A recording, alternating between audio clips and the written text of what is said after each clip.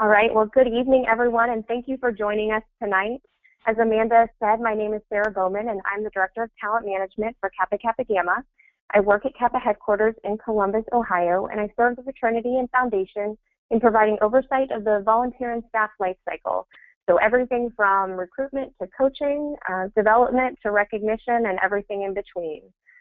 My position is new, so if you're curious about when this all started, I came on board in November of 2014 and really am focused in great part on our volunteers and our staff and their experience and making sure from start to finish that it's a good, fulfilling, meaningful experience. So I'm really excited to be with you all tonight as we talk about the book Race for Relevance. As many of us well know, organizations like Kappa are seeking new ways to keep their members engaged and remain relevant in their lives. Tonight's webinar, we're going to look at the concepts presented in the book, Race for Relevance. We're going to discuss the steps that Kappa is taking to ensure a strong and purposeful future. And I hope in the course of all that, give you a few ideas and or questions or thoughts you want to talk about a little bit more. As Amanda said, feel free to put questions and put ideas and share whatever you're thinking in that chat window at any point in time. I'm going to do my best to kind of cater and craft this webinar a little bit to what it is our audience is seeking out of tonight's webinar. So for those of you who have not read the book, I hope tonight will ignite some curiosity, perhaps drive you to read about this need for change in our organizational models. For those of you who have read the book, I hope you'll speak up in the chat window, share your thoughts and ideas about the concepts as we go along, potentially even posing a question or two that we haven't discussed. I'm going to share tonight's agenda. We have 45 minutes. I know our time's going to go quickly, and I'm going to do my best to do all the talking up front and give us some Q&A time at the end. So tonight, our agenda should be visible on the screen now. We're going to talk about the case for change. Why are these radical changes, quote unquote, being recommended for organizations of all type, all size, all origin, including Kappa Kappa Gamma? What is this new normal that organizations are having to embrace? What does the Race for Relevance suggest we do to remain relevant and sustain in our new environment? They make a lot of great recommendations. Some fit, some don't. We'll talk through some of those pieces tonight. And last, how is Kappa applying these principles of relevancy to our own organization? Where are we taking some of those recommendations and applying it, not just in perhaps what you're thinking with the long-range plan, but other ways that are kind of behind the scenes for Kappa Kappa Gamma. So I'm planning to share the above in the course of 35 minutes, so we have plenty of time for questions at the end, but please feel free to ask at any time some of the questions that you might have coming up in your mind. Amanda, would you like to kick off our first poll? When you were signing up for this webinar, what was your primary motivation to attend? Is it curiosity about the topic, a desire to learn more and apply it to an organization where you belong? Perhaps it's Kappa, perhaps it's something else. Wanting to learn more about the motivations for Kappa's organizational change, or perhaps it's all of the above. What was that motivation for you? Okay, I'm closing the poll. Thank you for participating.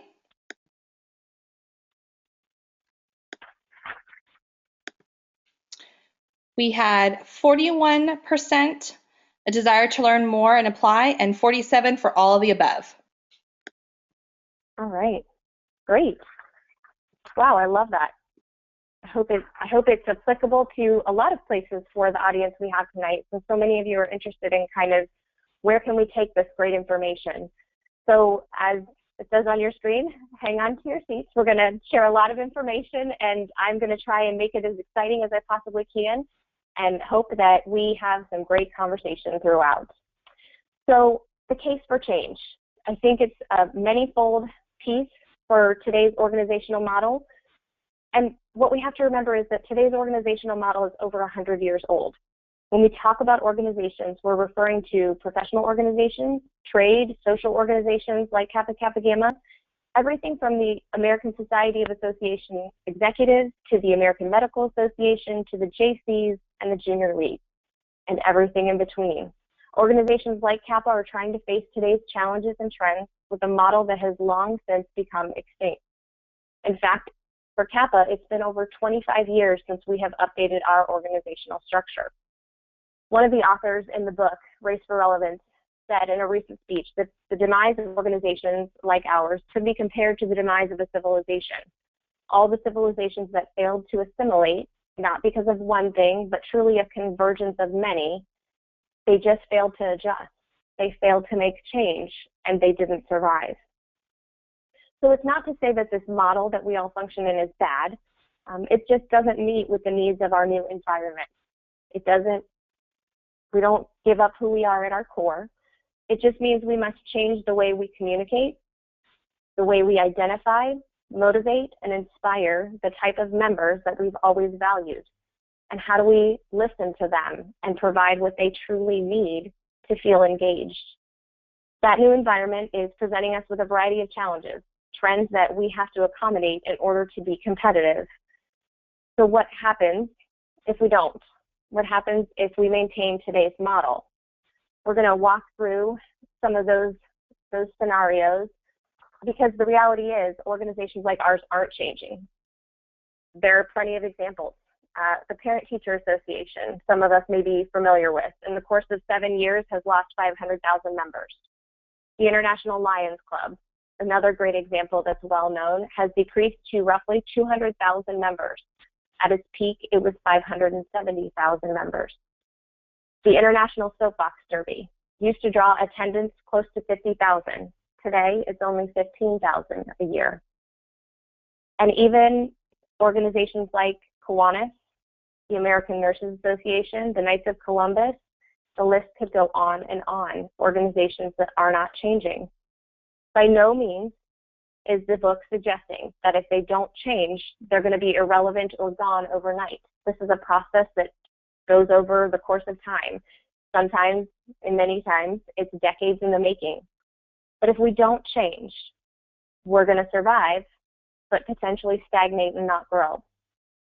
We're going to function, but not with vitality, with energy, with the new energy that comes with volunteers and people feeling energized towards our cause, motivated towards what we're providing.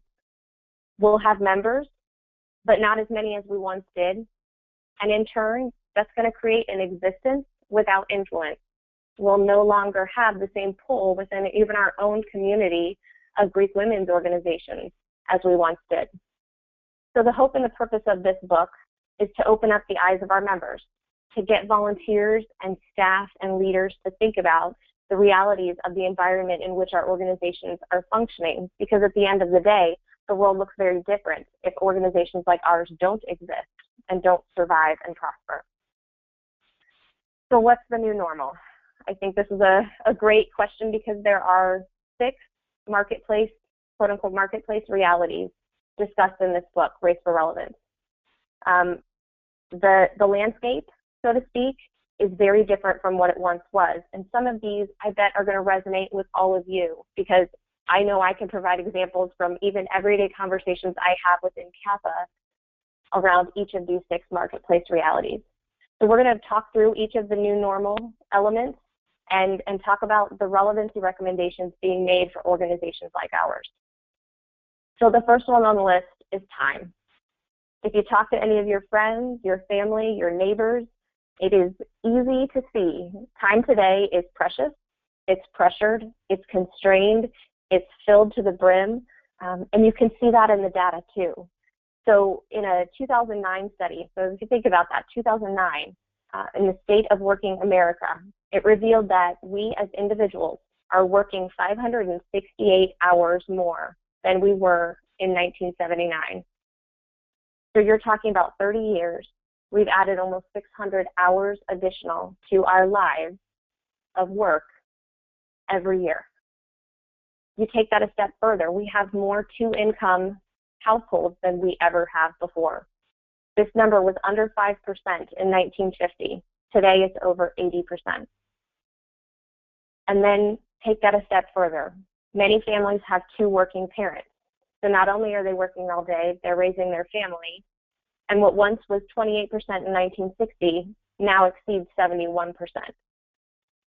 Ironically, as we all can well attest, there's only 24 hours in a day. So it's really hard for us as organizations to get on a person's radar. when technology means you're more connected, but you're more connected to work. It follows you home, it follows you on vacation, and sometimes it even follows you to the dinner table. So for Kappa, time was a big factor in our recent all-member survey. It's very pronounced. 83% of Kappa women responding to that survey indicated time as their number one factor when deciding to participate or volunteer with our organization.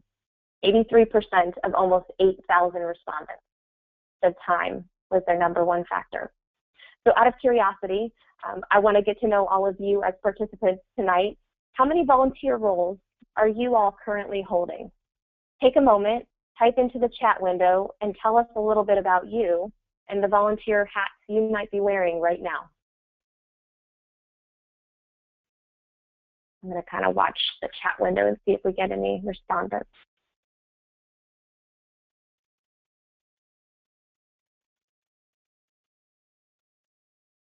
All right, well, I'm not going to delay too much longer.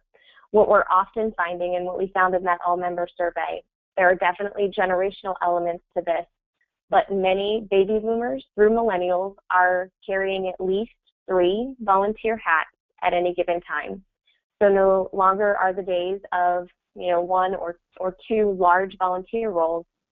There are multiple roles being held, sometimes at a smaller capacity, sometimes not, and they're just sustaining alongside the work, alongside the activities, alongside the family or the friends that they may also be balancing. It's a lot of time commitment.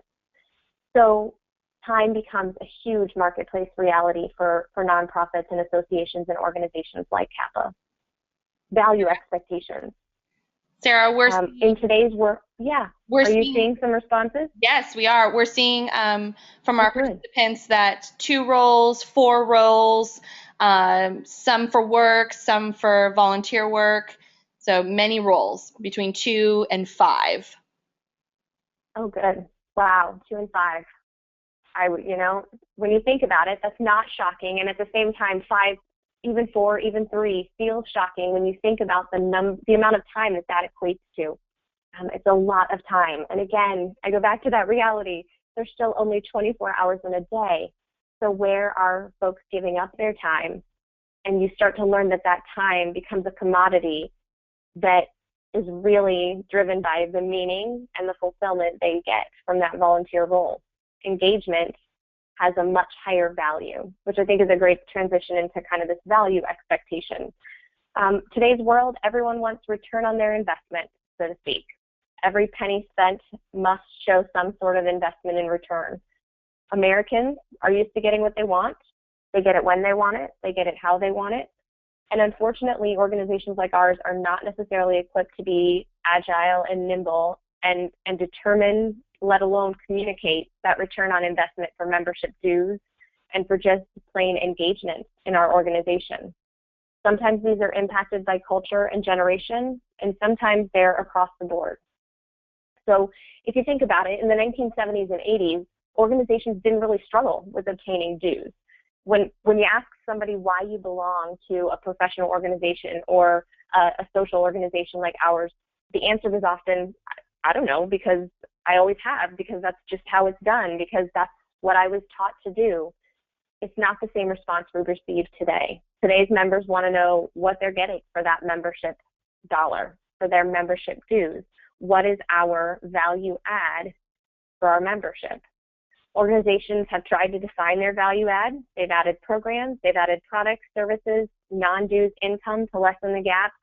All of these approaches are failing because if the members aren't using it, then it's not truly the value add that they're looking for in their membership. So organizations need to determine member needs, issues, and problems to solve as this becomes their value proposition to their members. So we have to keep that value expectation at the forefront. Market structure, consolidation, specialization. A lot of organizations that were once very well known, very large, are having struggles. And because of those struggles, they've consolidated or joined forces. Larger organizations are now competing with specialized groups. So for instance, an example that we can likely all be familiar with, It used to be that 75% of participating physicians belong to the American Medical Association. It's a very well-known large organization. Today, this number is at 19%, and it's quickly declining because physicians have turned to organizations in their medical specialty. So somebody that was once a very large scale, very large weight in that industry is becoming obsolete because of these specialized groups. Because the specialized groups are providing training, they're providing resources and relationships that are more attuned to their member needs. We can even see this a little bit in our challenge with Kappa. Some of our alumni organizations are faced with younger alums who may want to join the Night Owl group, but they don't want to attend the larger events. So this idea of consolidation and or specialized groups is not necessarily something outside the realm of possibility for even social organizations. In Kappa's membership survey, and I've referenced this a lot, this Women Who Kappa survey, there was a shift indicated with alumni saying they didn't want another book club. They want networking with women in their same stage in life and professional industry. They want to connect with women, but in a very targeted way. They don't necessarily need another social network, social outlet. So some of those open-ended responses were really fascinating when you think about this idea of consolidation and specialization. We have to go back to that value add and what are we providing as Kappa. So then we're met with generational differences. So before we get too far into this conversation, I would love to know what generation some of you belong to. If you don't want to share, that's okay too. But go ahead, and if you want to share, type in that chat window and let us know what generation you might belong to. Is it the GI generation, the silent generation, baby boomers, Gen X, millennials? What generation are you?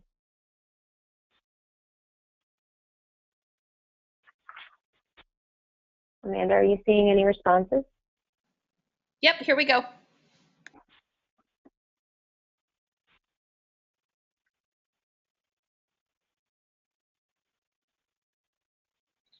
They're coming through right now.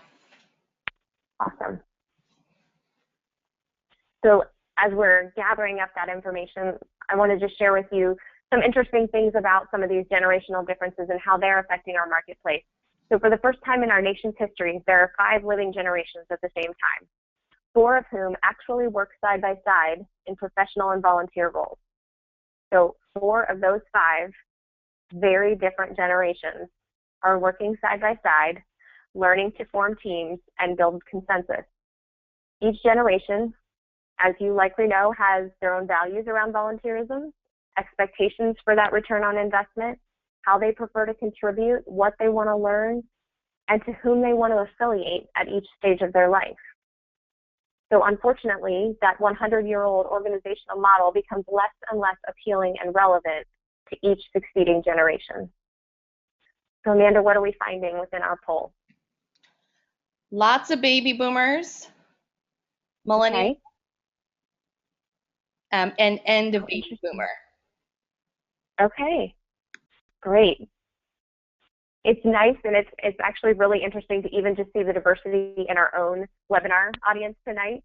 I think the generational piece, while it's probably in the back of some of our minds as we go through and go about our day and our daily work, we don't necessarily think about the impact that it has. We don't stop to say, oh, gee, I think because that person's a baby boomer, they must be thinking like this. It's just not in our nature. So there is an impact of generational differences for us. So the American Society for Association Executives actually conducted a recent study, and they called it the decision to join.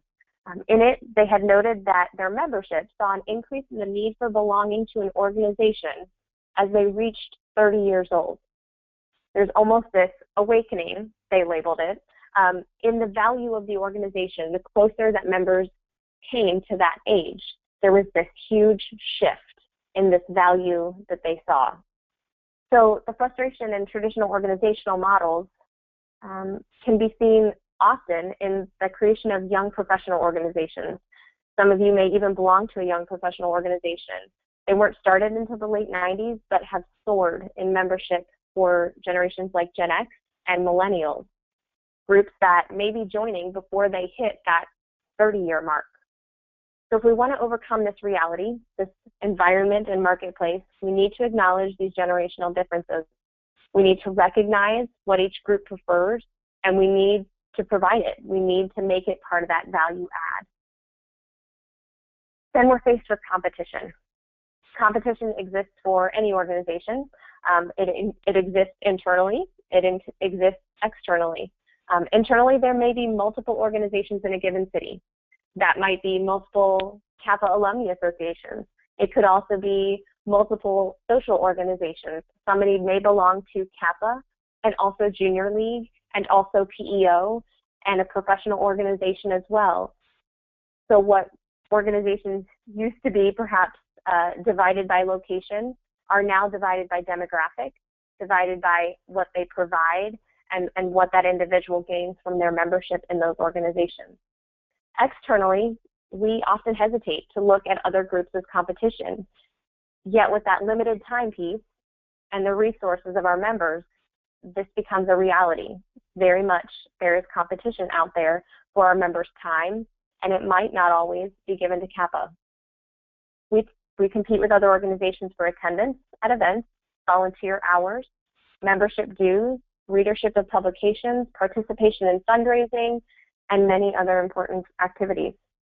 So for younger members, when you look at something like attendance at events or just volunteer hours and the connectivity that you gain from that, they don't see that as a necessary thing. They don't see that as necessary to maintaining relationships and keeping up with friends, because they can do that with social media and technology tools like Facebook and Instagram. So today, we are not set up to be competitive and to look at our membership as something to be competed for. And it's not to say that Kappa will make that transition, but it is a reality of our marketplace. So technology is the last on this reality list, and likely the most impactful because of the just fast-paced changing and constantly changing nature of this area. Because of our small staff, widespread volunteers, the lack of our agile structure, organizations are slow to see and accept changing technology. We're afraid of it, to be honest. We're afraid of the risks that it represents for us. So we're slow to have websites. We're slow to send electronic news. We were slow to have emails and make resources accessible online to our membership. All elements which today are differentiators. So all of those specialized organizations, all of those small organizations that are now our competition, when they came to be, they jumped right into a technologically advanced time. So they're not in the same place as we are trying to catch up with technology. Unfortunately, technology doesn't leave us a whole lot of room for consensus building. We have to move quickly. And the best example I can think of is something like YouTube, which we might not realize has over 4 billion downloads a day. 4 billion. So if organizations aren't willing to take risks and we're fearful of leaving members behind, we're not going to make these technological advances. And it's not to say that we shouldn't think about that leaving members behind piece, but we need to instead focus on what it means to truly engage our members so that perhaps no one gets left behind. That risk avoidance has cost organizations like ours in the engagement of younger alumni, sometimes at a ratio of 2 to 1. So when we talk about sustainability and longevity and vitality, if we don't draw back in those younger members and create the new engagement with those younger alumni, we are going to struggle to sustain as organizations. So I'm curious to know from all of you some of the technologies you're using every day. So if I say technology to you, what does that mean?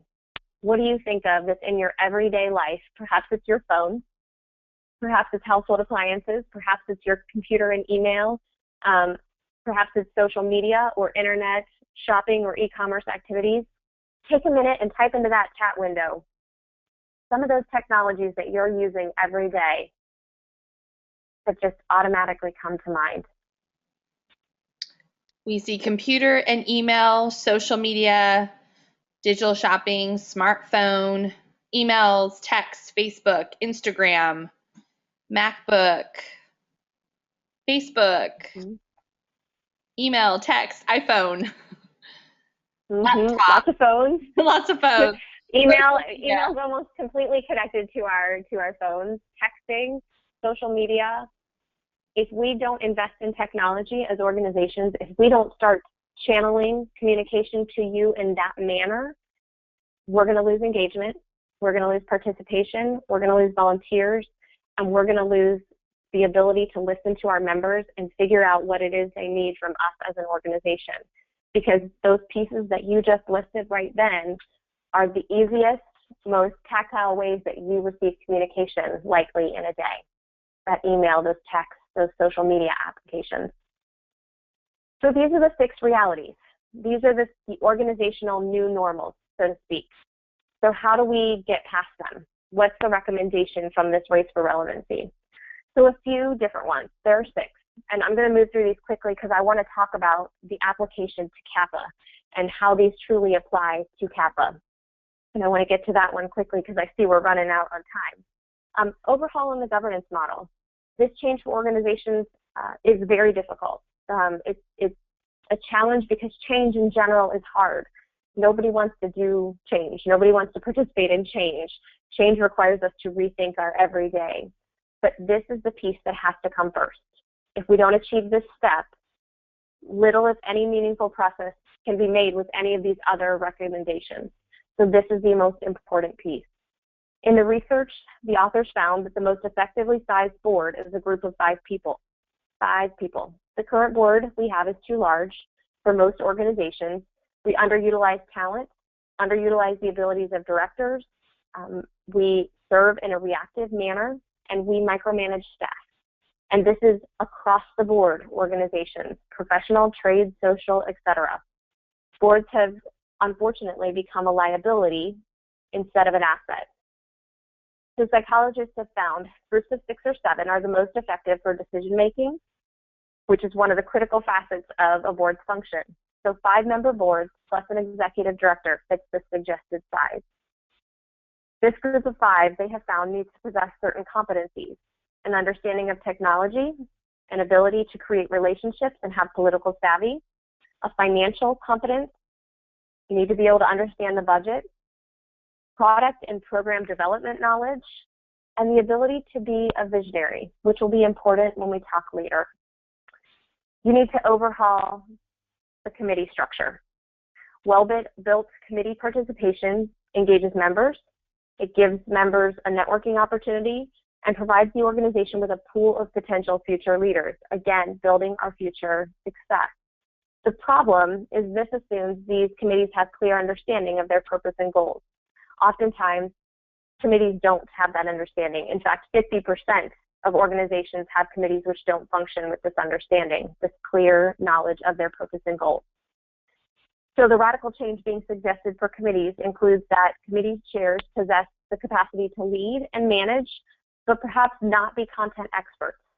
I know that's a little bit of a scary proposition. We've always functioned in organizations like ours with committee chairs being people that have the greatest content knowledge. And we need to identify competencies in these individuals. We need to identify what we need and want in a committee chair. We need to vet thoroughly those who sit on a committee to ensure that they possess the skills and knowledge and competencies to be successful. We need to recruit in a targeted manner and really look at those competencies and find those people best suited, not just for the organization's sake, but also for that individual's sake. Because if they're in a place of feeling confident and competent, they will be happier and the work won't feel like work. This could apply to volunteers. It could also apply to staff. So organizations must clarify how many committees they truly need and only maintain committees that have a synergy with staff and volunteers contributing effectively. So how many of you have served on a committee that didn't function well? Perhaps you can indicate in that chat window whether or not you've been a participant on a committee that didn't function as it should. Perhaps it was from clear goals not being available. Go ahead and put some of that in the chat window, and just going to take a little quick pulse of whether or not that committee piece has been a part of your world. as you're talking about your committee experiences, I'm going to keep going and talk about this empowerment of the CEO or the executive director and the enhancement of staff. So volunteers are busier than ever before. We've talked about this a bit. They have less time for volunteer work, and this has congruence with the organization's need to be volunteer-led, where members continuously provide the vision and leadership, but don't necessarily conduct the daily operations. The daily operations is the element that takes sometimes the most tedious time.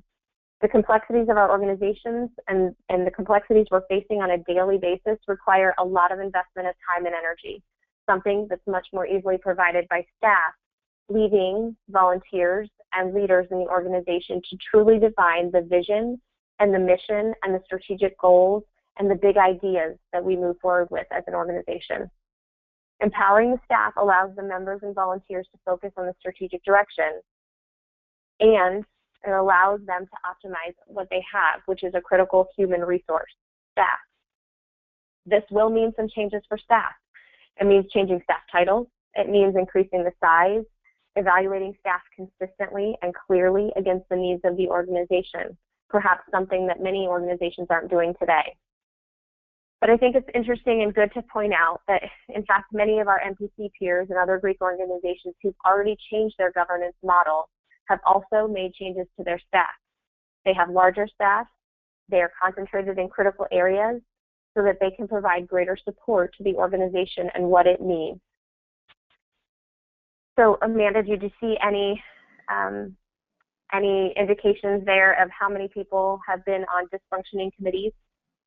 Yes, we did have quite a few write in, and what we're finding from their experiences is that the committees are underutilized, unorganized, there's a lack of follow-through from the volunteers, and that basically it's just a time filler or feeling like they're doing busy work. Exactly.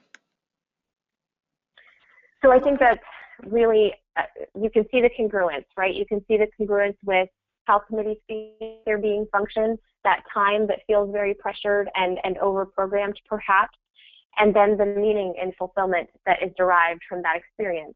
All of these pieces together is what is not working for our organizations and some of our associations. So let's talk about these last two, rationalizing the member market and rationalizing program services and activities. So in the last 50 years, meeting the needs of the members has been one of the most challenging organizational questions to answer. How can we meet the needs of our members and when they're so entirely different? We talk about the generational impact and those differences and how they might impact our everyday conversations. Well, they impact hugely these two items. If we have three options, so to speak, for handling that member market. We can continue to struggle.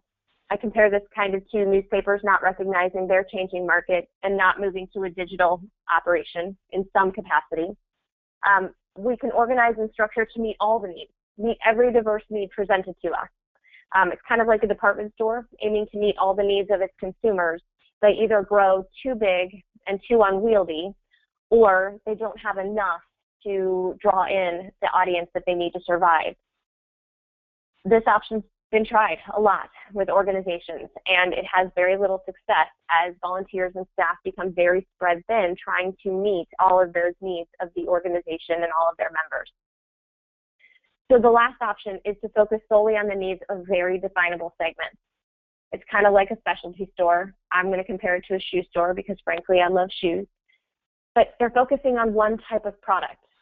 If we could narrow in on the thing that is most meaningful to each of our demographics, each of our generational elements, and really concentrate our energies into those places, might have a smaller offering of services, but if it's the thing that that audience needs, then it's okay because we're going to be meeting their needs. We're going to be providing that value add, and we're going to be engaging our members in an everyday engaged conversation. So the third option is where the race for relevance suggests that we really make this shift. Organizations of the future, they're going to have to measure the size of their organization against the value that it provides. So those who want to thrive, and I'm using that word thrive very carefully, and not just survive, they need to define their membership demographics and determine what that value added benefit truly is. And then you get into the rationalizing program services and activities. This might be the easiest of the 6 recommendations to understand. I think I ponder this question perhaps weekly as I go to the grocery store. Does volume truly equal value? I think this is the question all organizations must ask themselves, because when we review our program services and activities, we often find that we have a little bit of something for everybody, but that it doesn't necessarily produce the end result that we want. So the Race for Relevance is asserting that if we can offer more of what our membership needs or wants or even uses, we're going to be more successful and we're going to be able to reach that thriving, that place of thriving. So both habit and growth seem to be at the core of this problem, this rationalization. We continue programs because, A, we've always done it that way, kind of like lifetime tenure in an academic institution, or we continue to add programs because we believe we're going to meet a new need, something that we're not currently doing that our membership needs. The fallacy in that is that we don't actually discontinue any of the programs that aren't working. So again, we just keep adding, and we spread more and more thin our volunteers and our staff. So then we have an inability as an organization to be excellent. We don't have any one solid place where we can excel. And then we're unequal in the competition that we provide to other groups. So those more specialized organizations, they're able to focus in one single area, and we're focusing in too many to truly be excellent. So we have to, as organizations, analyze the data. We have to determine the programs and services with the greatest impact, and we have to cut the list. We have to remove something. But keeping in mind, just like when Coca-Cola introduced New Coke, we can always go back. So if we find that we're met with a lot of resistance, which might be a great indication of member engagement, we can always go back and we can bring those programs back. The last of these pieces is that technology gap, building that future framework. Today, organizations actually spend more money on meetings, events, and food than technology. The technology-driven organizations have the greatest chance for survival, as they are bringing the organization to the member instead of the members coming to them. And that's really what technology provides for organizations like ours. We can bring our membership and its value to our members instead of waiting for them to come to us and say, here's what I need. So technology is only going to continue to increase in importance, probably exponentially.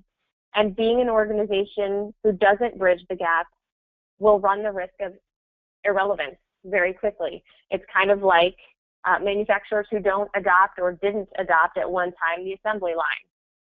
The Race for Relevance authors have a statement or a line in here at the end of their recommendations that says, the fastest way to irrelevance is to ignore technology.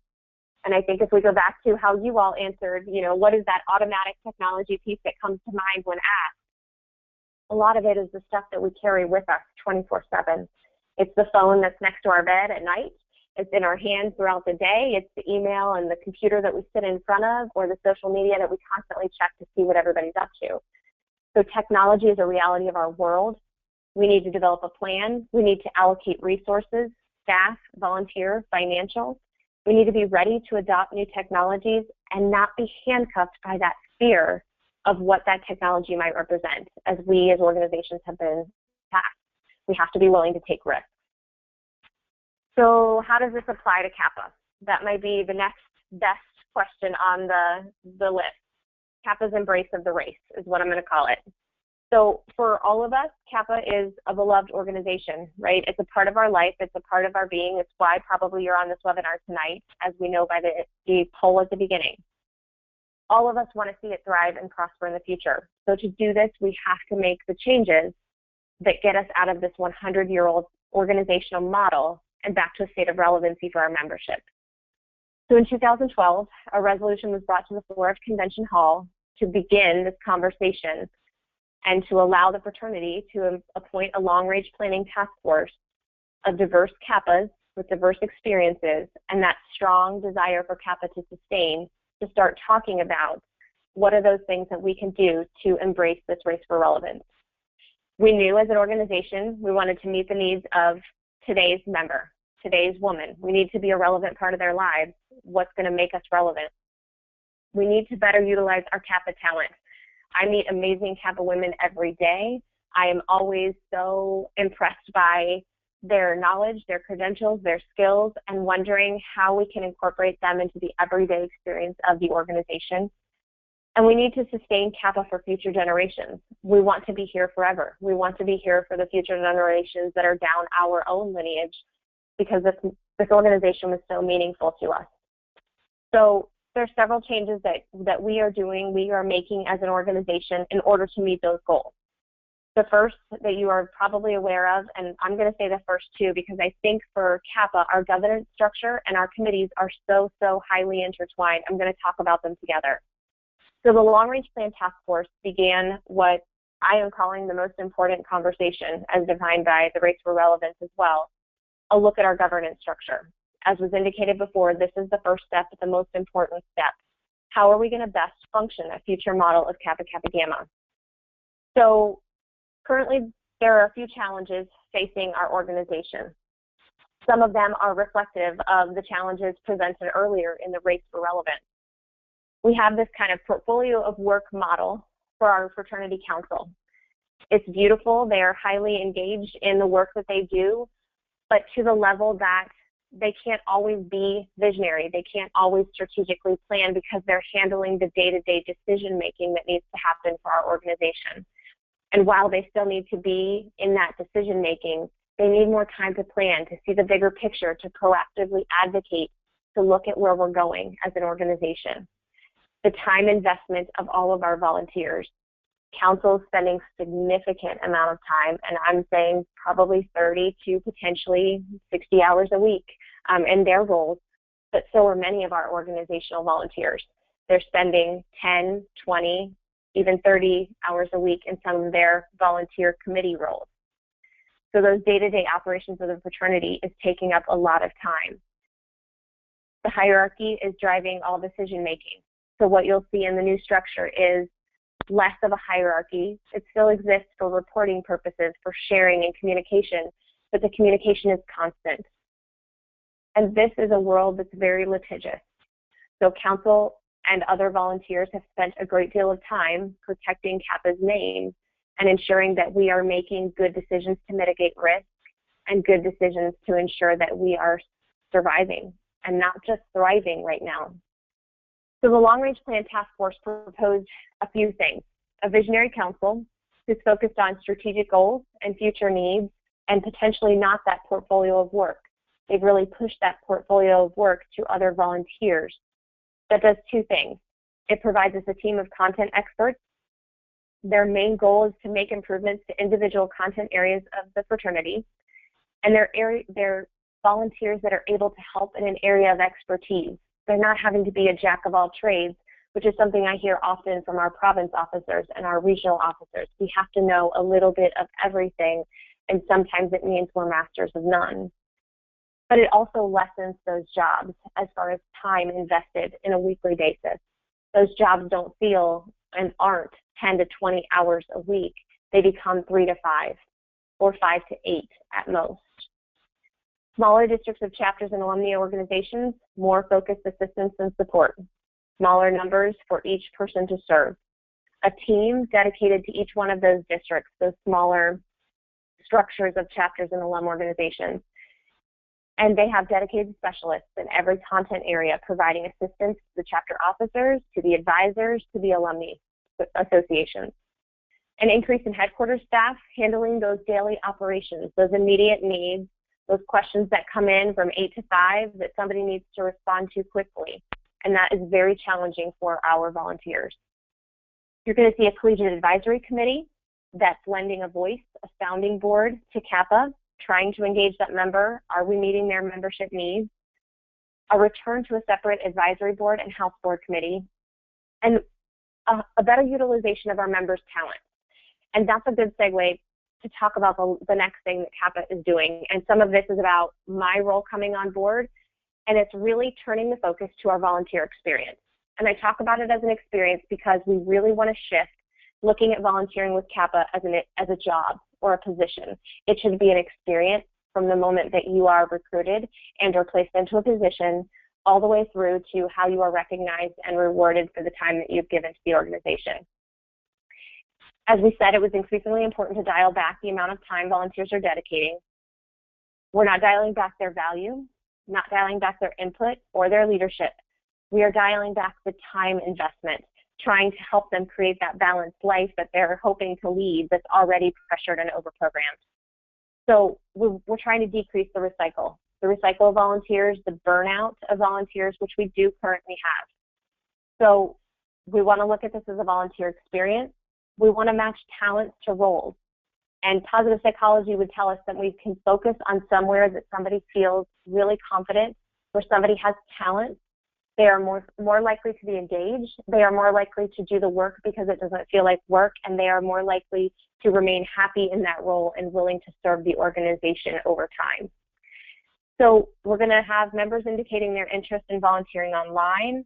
We're hoping to increase volunteer opportunities, providing coaching and feedback in real time in structured fashion, succession planning, trying to train our volunteers ahead of time, and really looking at ensuring that we have strong bench strength. We're always thinking about where can a volunteer's talents be applied. So the next piece is the restructuring of staff. Amanda, I want to pause and make sure we're not getting any questions or anything hasn't come in. We're almost done with some of these Kappa's embrace of the race section, but I want to be sure because I know we're running over time. We don't currently have any questions.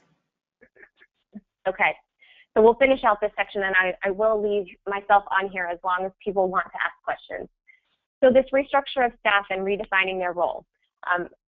You will hear a lot of us on staff and in the volunteer world say that the place that Kappa is most successful is where we have the partnership and that synergy between volunteers and staff. We want to enable this. We want to make this a more consistent model, and part of that is restructuring staff to be there and in places of support where our volunteers and our members need that support to exist. So we're increasing the voices, we're increasing the assistance being provided to chapters and associations, and we're increasing the support to the volunteers by restructuring staff and redefining their role. We've already been in this process trying to better meet the needs of the organization, create a greater team approach, and really match volunteers with staff to ensure that that synergy exists. We're doing this in areas of chapter services, standards, risk management, and alumni engagement. And we're realigning positions to content areas which need the extra help and the extra expertise, or perhaps to take some of the daily operations off the volunteer plate so that they can concentrate on the where are we headed and really deliver their content expertise in a different way than they are today. So I was going to include a little fun fact here and ask all of you, but instead, due to time, I'm just going to share. Many of you may not realize how many staff currently serve the fraternity and foundation, and right now, if we include the leadership consultants, it's close to 60. It's actually 58. And in reality, that's also small compared to some of our NPC and Greek organizational peers. As they've made a governance shift, as they've shifted to this synergistic model, they've increased their staff. So we are not alone in some of these changes that we are making to ensure extra support and a realignment of volunteer time to areas of expertise. We're aiming to view alumni engagement holistically. We recognize that membership needs to be viewed in this way. We need to identify the needs of the varying demographic that we have. We've done a great deal, and the alumni team has done a great deal to find this data, to really do the investigation and understand our membership. And as the relevance discussion is suggesting, we need to clearly define who our member is and what it needs. So the state of alumni engagement varies greatly in our organization. It varies by area, it varies by age. We have 255 alumni associations to date, 57% of which the fraternity would say is steady and strong. But only 7% of our members are dues paying, only 7%. So the alumni team, as well as staff in accordance with them, are trying to figure out how we best engage this, how we create that value add, how we increase this number. And our alumni are sharing some really interesting perspectives. In that Women Who Kappa survey, we found out a lot of interesting things. What it means to engage with Kappa after graduation, be that friends, alumni organizations, or recruiting and writing a reference, why they volunteer with any organization, loyalty, time spent with friends, or a contribution of a talent or a passion. But most interesting was, again, some of those open-ended responses. What is the one thing the fraternity could address with this organizational change? Providing programming appropriate to my age and stage in life. Networking and mentoring from women I know who have the best interest at heart for me. Young mothers, new retirees, 80-year-old Kappas, and everything in between. So we have a very diverse member market, and we need to do additional research to really look at alumni engagement holistically and define what that value add is. The last piece is that we need to increase our technology, and many of you are likely very aware of some of the technology advancements we've made. Some of these are internal, some of these are external. But the fastest way, as we said, for an organization to become irrelevant is to forget about the technological advances. So we're going to continue to work towards these advances, trying to make those connections, trying to connect with you on your MacBooks and your smartphones and your Instagram accounts. And we're going to continue to invest in and update our governance, our staff, and define our alumni market so that we can change these technological advances in places that matter to our membership. So you're going to see increased features in key reports, new member access, digitized issues of the key are available from the first to today's, all searchable on the website, an updated learning management system in the near future, and an updated member profile so you can tell us when you're ready to volunteer or when you have a new skill that you think would be valuable to the fraternity. We're going to continue online surveys, email communications, and trying to connect with you in social media. All of these things are elements that Kappa is going to try to move to embrace this race for relevance, to try and remain relevant to our members' lives, and to ensure that we thrive for many, many, many years to come. We have to maintain that driving force that we have always been within our own organization, within the Greek world, and in the larger world of social organizations. So as we're wrapping up, and I'm going to kind of leave it here, as we're wrapping up, we had one last poll. Based on your reason for attending, perhaps we've created some excitement, inspired you to go read the book. Perhaps we've left you with a lot more questions than you had when you started.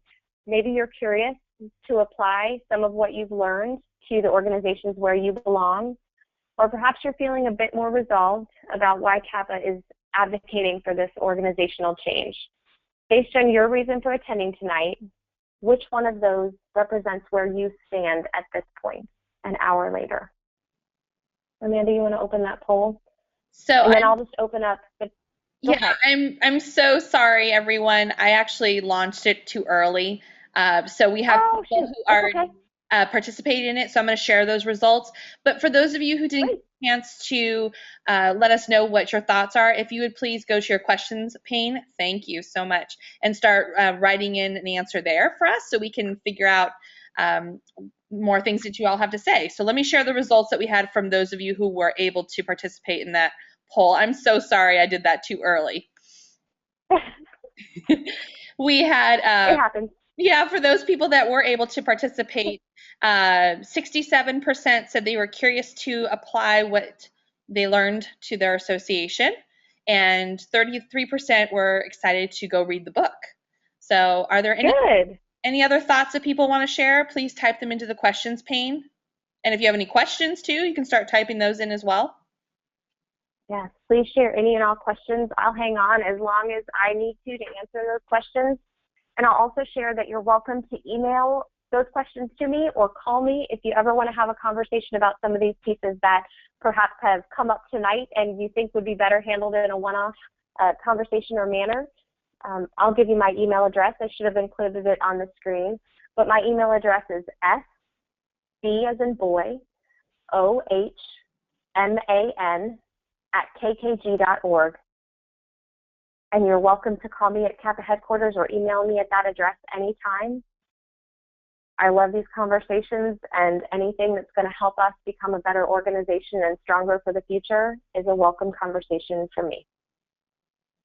Sarah, we have a request. Amanda, are you seeing any questions? Yeah, we have a request to post the name of the book again. Sure. I may not. I've got to see if I have it in the, I may not have it in the slide deck. Let me go ahead and share It's called some the Race comments. for Relevance. Okay. Let me share some comments that people have. Andrea, Great. so glad to hear that Kappa is embracing change. Well done, KKG sisters. Thank you, Andrea. Elizabeth says thank you. Excellent forward thinking, ladies. I'm excited to see about these efforts. Well done from Bonnie. We have a question from Anne. Is there concern that we are losing members or potential new members because we are behind the times? Yes, I would say that's a real concern. I think that's a concern at all levels. And, you know, when you ask that question, the automatic response might be, are we losing potential new members and active members? And I would say, yes, that is true. Maybe not in the same way as we might be losing alum members, because again, we have limited time. So our alum members are really looking for the what's in it for me. But our active members, you know, we're competing greatly on college campuses. Thankfully for us, those interested in Greek organizations really hasn't waned.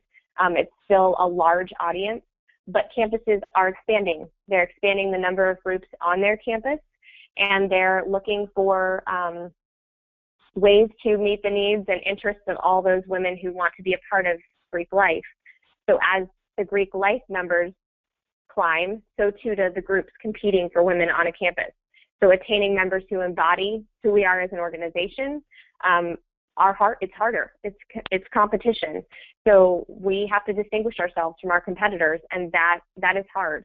And this governance model helps to create some of the change that's needed to make us more agile, to make us more diverse in our programs and services, and really compete with our Greek peers and really meet the needs of the campuses and the potential new members, because they're very specific in what they want to see from Greek organizations today.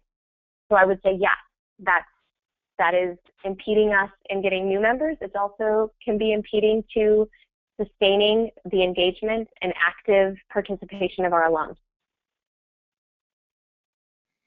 Great. Thank you very much. We don't have anything else right now. If you do want to get a hold of Sarah, her email is sbohman@kkg.org. And thank you to our presenter tonight, Sarah, for leading the session. And thanks for your participation tonight.